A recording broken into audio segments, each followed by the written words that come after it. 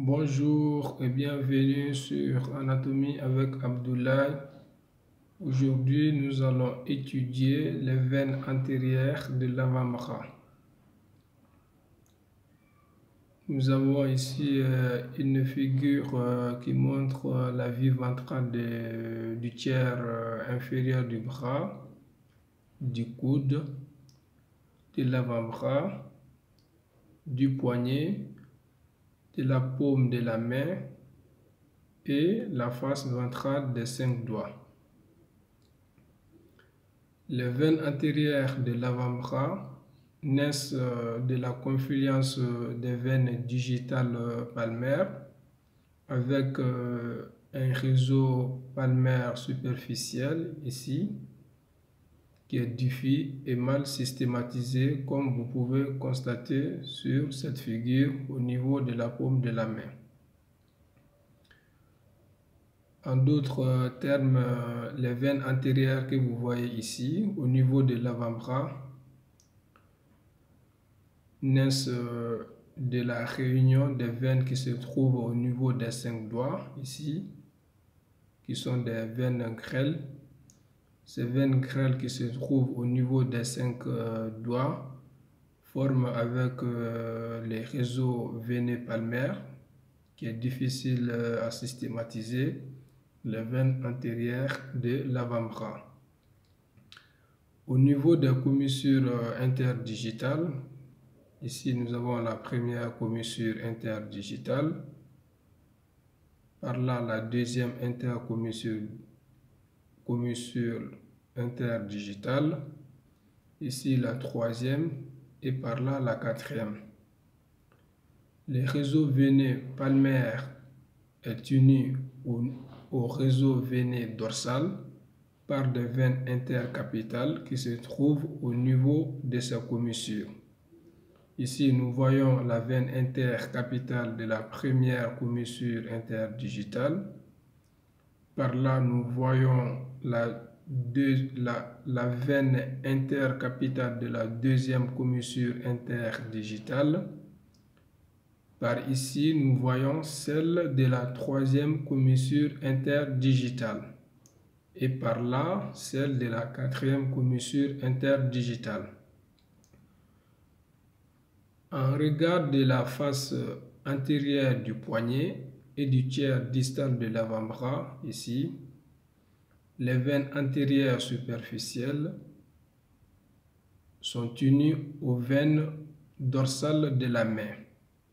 En effet, ce sont les veines dorsales qui se trouvent au niveau de la face dorsale qui contournent le bord ulnaire comme le bord radial pour devenir antérieures. Elles forment ensemble deux types de veines. Il s'agit du veine basilique ici il s'agit de la veine basilique ici et par là de la veine céphalique. Les veines antérieures de l'avant-bras, au cours de leur trajet, sont anastomosées aux veines profondes de l'avant-bras par de nombreuses veines perforantes. Ici, on voit une veine perforante. Ici, une veine perforante. Et par là, une autre veine perforante. Au niveau du coude, par là, la disposition du réseau veineux superficiel est fort variable. Dans sa disposition la plus classique, représentée sur cette figure, il prend la forme de la lettre M majuscule. Ici, la lettre M majuscule qu'on appelle le M veineux du pli du coude. Les veines antérieures de l'avant-bras forment donc au niveau du pli du coude le M veineux du pli du coude ici.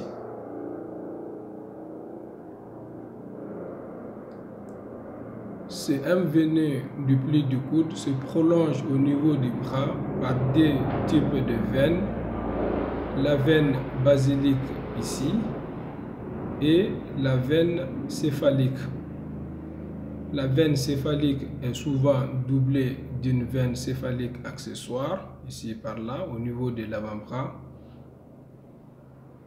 La veine basilique et la veine céphalique sont unies entre elles et à la veine céphalique accessoire par deux types de veines. Il s'agit de la veine basilique intermédiaire et de la veine céphalique intermédiaire.